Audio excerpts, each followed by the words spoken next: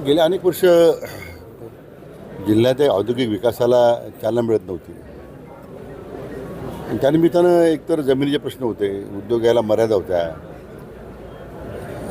मागच्या सरकारमध्ये दुर्दैवानं कुठे प्रयत्न झाले नाही. आपण नगरची MIDC लगेच 600 एकर जमीन दिल्यामुळे आता नगर MIDC विस्ताराला मार्ग मोकळा झाला. शिर्डीमध्ये 500 एकर जमीन आपण शेती महामंडळाची होती, आपण ती आणि विनामूल्य दिली. त्यामुळे तिथे आता मोठ्या प्रमाणात प्रकल्प यायला आता मार्ग मोकळा झाला. बेलवंडीला आपण दिला आहे जमीन, परंतु टप्प्याटप्प्याने उद्योग येतील.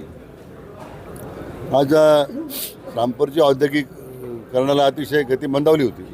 आज या 550 कोटीच्या प्रकल्पामुळे मला वाटतं उद्योजकांमध्ये एक प्रकारचा आत्मविश्वास निर्माण होईल, गुंतवणूकदार पुढे येतील. एकूणच जिल्ह्याच्या औद्योगिक प्रगतीला आता वेगाने चालना मिळते. जिल्ह्यामध्ये रोजगार मोठ्या प्रमाणात उभा राहील. आई बाबा होण्याचे स्वप्न अजून पूर्ण झाले नाहीत का? आई बाबा होण्याचे तुमचे स्वप्न पूर्ण करा अपोलो फर्टिलिटीद्वारे. मोफत सल्ल्यांसाठी कॉल करा 9953420359. जिल्ह्यातल्या भूमिपुत्रांना रोजगार मिळेल आणि मला वाटतं महायुतीच्या सरकारमध्ये हे प्राधान्य आम्ही दिलेलं आहे रोजगारासाठी. तीच भूमिका आम्ही घेऊन आता काम करतो.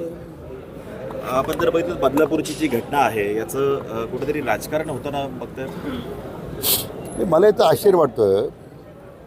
घटना दुर्दैवी होते, त्या सर्व थरातून निश्चित झालेला आहे, पण ज्या पद्धतीने त्याचं राजकीय भांडवल करण्याचा प्रयत्न होतो, मला ह्या महाविकास आघाडीच्या लोकांना विचारायचं आहे. बदलापूरमध्ये जी कारवाई सरकार करते, अधिकारी निलंबित झालेत, SIT स्थापन केली, इन्स्पेक्टर जनरल रँकचा एक वरिष्ठ अधिकारी त्याला नेमलं आहे आणि सरकार अतिशय गंभीरतेने आणि संवेदनशील आहे. SITची स्थापना करताना फास्ट ट्रॅकवर आपण त्या ठिकाणी निर्णय केला सरकारनं. मला याचं आश्चर्य वाटतं. या पश्चिम बंगालमध्ये एवढी मोठी घटना घडली, एका महिला डॉक्टरच्यावर अतिप्रसंग करून तिचं निर्गुण हत्या करण्यात आली. जगामध्ये पडसाद उमटले. देशभरामध्ये सगळ्या राज्यातील डॉक्टर मोर्चे काढतात निषेधाचं. मग आज हे महाविकास आघाडीचे लोक ज्या तप्तरीनं बदलापूरला गेलेत, का नाही त्यांनी राज्यामध्ये बंद पुकारला त्या प्रश्नावर? का नाही त्या घटनेचा निषेध केला?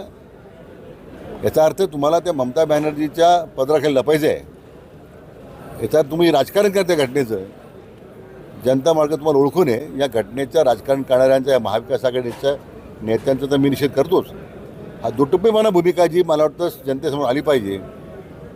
आणि मला वाटतं या घटनेमुळं तरी आता यांचं खरी पोलखोल महाविकास आघाडीच्या नेत्यांच्या आता लोकांसमोर येईल. या बदलापूर घटनेच्या संदर्भाने संजय राऊत म्हणतायत की मुख्यमंत्र्यांची भूमिका कुठेतरी संशयी आत्मा आहेत असं त्यांची ती टीका करतात. संजय राऊतच्या टीका काय लक्षात तुम्ही असं आहे की जो मागे एकदा आणि त्यांच्या मानसिक संतुलन बिघडलेलं आहे. मला वाटतं एवढ्या संवेदनशील घटनेमध्ये ज्या प्रतिक्रिया ते देतात, मला जनाची तरी मनाची तरी ठेवली पाहिजे.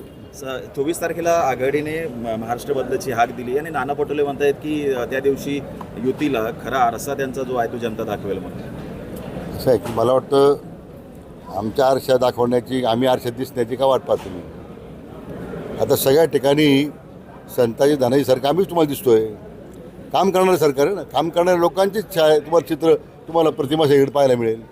तुमच्याकडे कोणी पाहत नाही म्हणून तुम्ही बदलापूरच्या घटनेचा केविलवाडी राजकारणासाठी प्रयत्न करतायत. हे दुर्दैव आहे ना. पुण्यामध्ये 3 दिवसापासून MPSCचे विद्यार्थी आंदोलन करत आहेत. सरकार कुठेतरी दखल घेत नाही असा आरोप विरोधकांकडून होतोय. सुप्रिया सुळे काल आंदोलनात सहभागी झाले होते. रोहित पवार रात्रीपासून जाऊन बसलेत आणि शरद पवार म्हणतात की जर सरकारने लक्ष दिलं नाही तर मी स्वतः आता या आंदोलनात उतरणार. असं MPSCच्या प्रश्नाच्या बाबतीमध्ये सरकार अतिशय संवेदनशील आहे, गंभीर आहे. माझी एवढीच अपेक्षा आहे त्या मुलांच्या प्रश्नाची दखल सरकारने घेतलेली आहे, पण त्याच्या संदर्भात कार्यवाही सुरू आहे. पण मुद्दा मी जो म्हणत होतो की जसं बदलापूरच्या घटनेचं लगेच राजकारण सुरू, MPSCच्या मुलांच्या लगेच भावनेचा उद्रेक करत त्यांच्या उद्रेकाला हवा द्यायचा प्रयत्न करायचा. महाविकास आघाडीच्या नेत्यांना माझी सूचना आहे की थोडं संवेदनशील व्हा. हा प्रश्न एकट्याचा काही राजकीय पक्षाचा नाही आहे. हा संपूर्ण आपला तुमच्या आमच्या सगळ्यांचा जिव्हाळ्याचा प्रश्न आहे.